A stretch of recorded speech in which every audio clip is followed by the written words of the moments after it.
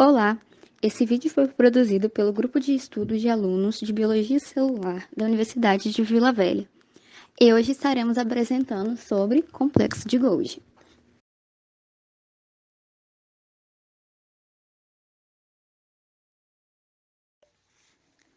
O complexo de Golgi, ele também é conhecido na biologia celular como aparelho de Golgi, complexo de Golgi, dictossoma, golgiossomo e complexo golgiense. Ela é uma organela encontrada em quase todas as células eucarióticas, constituídas por dobras de membranas e vesículas, e sua função primordial é o processamento de proteínas ribossomáticas e sua distribuição por entre essas vesículas. Funciona, portanto, como uma espécie de sistema central de distribuição da célula, atuando como centro de armazenamento, transformação, empacotamento e remessa de substâncias. Então, na biologia celular, o aparelho de Golgi, ele possui esses nomes, né, que estão descritos acima. E suas principais funções são armazenamento, empacotamento e secreção. Essas são as três funções básicas. Ele é uma organela membranosa e ele é formada por membranas que são achatadas. Essas membranas achatadas, elas vão formando várias vesículas. A estrutura foi descoberta em 1898. Foi durante uma investigação sobre o sistema nervoso pelo médico italiano Camillo Golgi. Logo após observar a estrutura em seu microscópio, ele chamou de aparelho reticular interno. Algumas dúvidas sobre a primeira descrição foram levantadas. A aparência da estrutura era, na verdade, apenas uma ilusão óptica criada pela técnica observada utilizada pelo médico Camillo Golgi.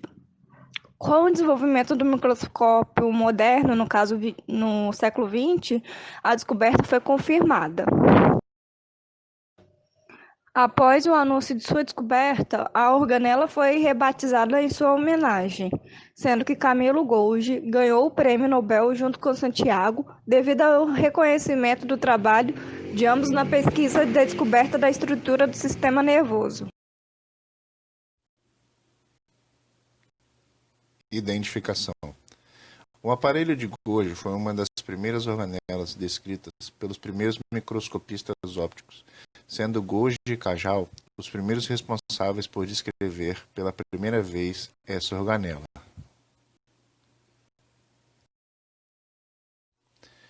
No lado esquerdo, nós temos aqui uma técnica que foi utilizada para visualizar o tecido nervoso sobre a microscopia de luz, que é o método de impregnação de prata. Ela foi descoberta por Camillo Golgi e sua primeira imagem foi feita com essa técnica em 1873.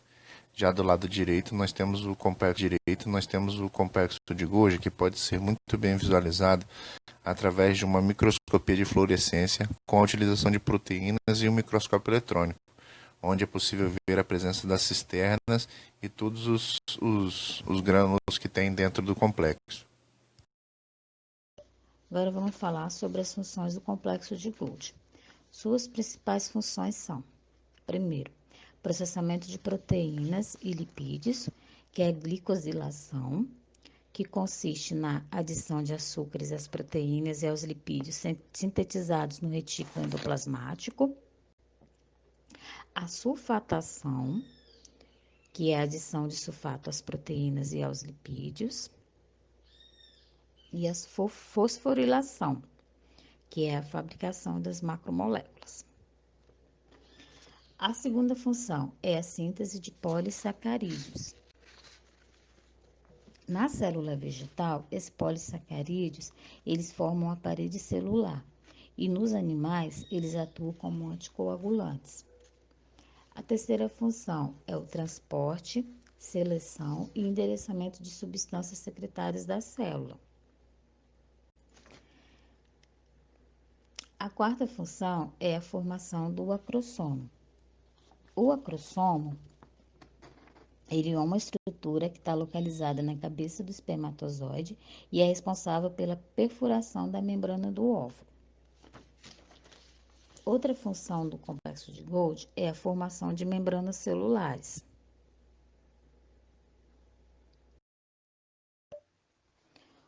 O muco é uma das substâncias processadas e eliminadas pelo aparelho de Golgi, tendo papel importante na lubrificação. Assim, a sua organela citoplasmática está principalmente relacionada ao processo de secreção celular. Então, o muco ele é produzido na mucosa intestinal por células especiais em forma de cálice. Esse muco ele é de um material complexo e é constituído por glicoproteínas e são associadas a polissacarídeos. Como a gente vê no slide, ele tem as funções ali, que é lubrificante, bacteriolítico, desidratação e de ataque químico. As enzimas digestivas do pâncreas também são produzidas pelo complexo de Golgi. Elas são produzidas no retículo endoplasmático rugoso e depois são levadas até o aparelho de Golgi, sendo empacotadas neste e acumuladas em um dos polos da célula pancreática. Essas enzimas digestivas do pâncreas, elas são produzidas no retículo endoplasmático rugoso e são levadas até o aparelho de Golgi, onde elas são empacotadas em pequenas bolsas que se desprendem dos dictiossomos e se acumulam em um dos polos das células pancreáticas. Quando chega o sinal de que tem alimento, para ser digerido, as bolsas que estão cheias de enzimas, elas se deslocam até a membrana plasmática. Aí fundem-se com ela e eliminam seu conteúdo para o meio exterior. Essa produção das enzimas digestivas é apenas um dos muitos exemplos no papel do aparelho de Golgi no processo de secreção celular. Praticamente todas as células do corpo sintetizam e secretam uma grande variedade de proteínas que atuam fora delas. Então, como a gente viu, as principais funções do complexo de Golgi são o armazenamento, o empacotamento e a secreção. Formação do complexo de Golgi. O aparelho de Golgi é uma organela membranosa que surgiu a partir de invaginações da membrana plasmática. Isso se dá pelo fato da origem da organela ser relacionada a ou indiretamente da membrana ou por elementos destacados no retículo endoplasmático, que por sua vez se originou por invaginações da membrana. O complexo de Golgi é formado por membranas que se dobram sobre si, formando sacos membranosos achatados e empilhados. Cada vesícula achatada é uma espécie de saco membranoso. Isso garante que o material dentro dela não se misture com o material presente no citoplasma da célula. O complexo de Golgi é composto de estruturas chamadas dictossomos. Cada uma dessas estruturas é constituída por dobras de membrana, que formam pequenos sacos achatados e empilhados, chamados cisterna. A cisterna possui duas faces, a face trans e a face cis. A face trans é o local onde as proteínas são empacotadas em vesículas membranosas. Desse modo, são originadas muitas enzimas, bem como lisossomos primários e peroxissomos. A face cis está voltada para o retículo endoplasmático rugoso, na qual as vesículas recebidas do retículo endoplasmático rugoso contêm proteínas que são modificadas e dobradas.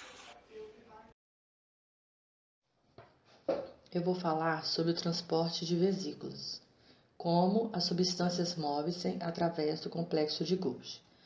Atualmente considera-se que o complexo golgiense é mais complexo e mais dinâmico do que se acreditava. De acordo com o modelo de maturação, as cisternas também sofrem uma espécie de maturação. As vesículas movem-se do retículo endoplasmático para o complexo Golgi e fundem-se na cisterna cis. A cisterna então se move em direção à cis trans, modificando durante esse processo o produto encontrado em seu interior. Sendo assim, são formadas vesículas que saem do complexo golgiense carregando os produtos para outros locais de secreção. No transporte de vesícula, no modelo de maturação de cisterna, considera-se ainda que algumas vesículas podem ser liberadas e voltar para regiões menos maduras. Essas vesículas são responsáveis pela reciclagem de enzimas. Então, eu vou estar falando sobre alterações por mau funcionamento, E durante o trânsito, através do complexo de Golgi, modificações elas são feitas na maioria das proteínas, incluindo mudanças no seu perfil de glicolização, sulfatação e fosforilação. Deste modo, caso a homeostase do complexo de Golgi seja perturbada, é provável que sua função seja afetada, o que pode ter como resultado final doenças. Falha na glicolização.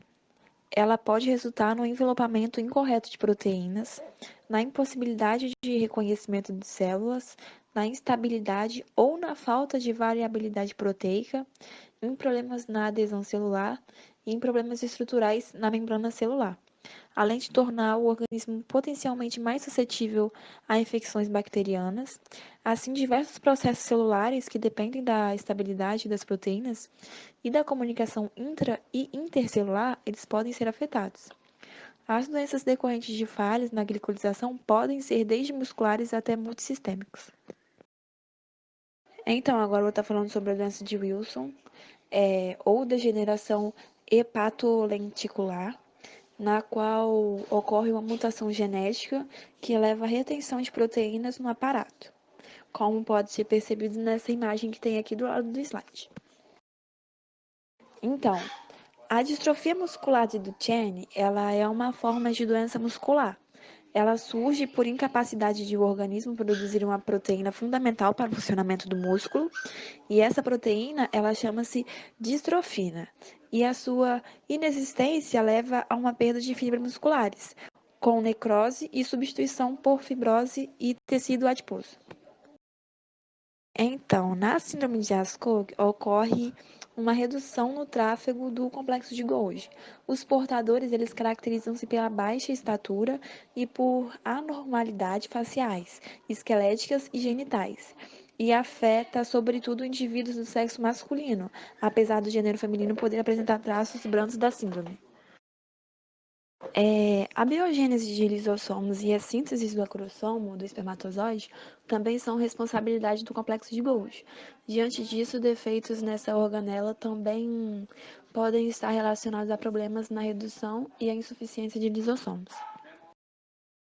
Então, essa falta que ocorre no complexo de Golgi, ela tem sérias consequências, como suscetibilidade a doenças, malformações, morte celular ou falência de órgãos, e vale lembrar também que no sistema nervoso central há secreção, processamento de moléculas e tráfego de vesículas acontecendo a todo momento.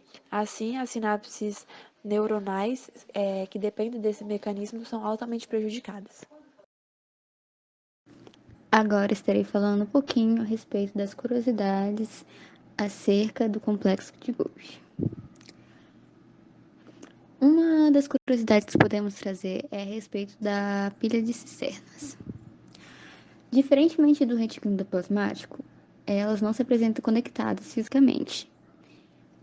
Normalmente, encontram-se em uma região mais próxima do núcleo das células dos animais. A quantidade de vesículas de um complexo golgiense varia de uma célula para outra. Entretanto, geralmente é de 4 a 6 cisternas, apesar de alguns organismos apresentarem até 60.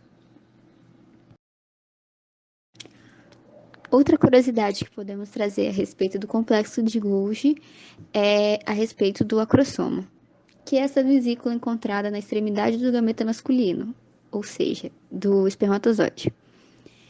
Ele é composto pelo complexo de Golgi. Nessas vesículas são encontradas algumas enzimas digestivas, que perfuram as membranas do óvulo durante a fecundação.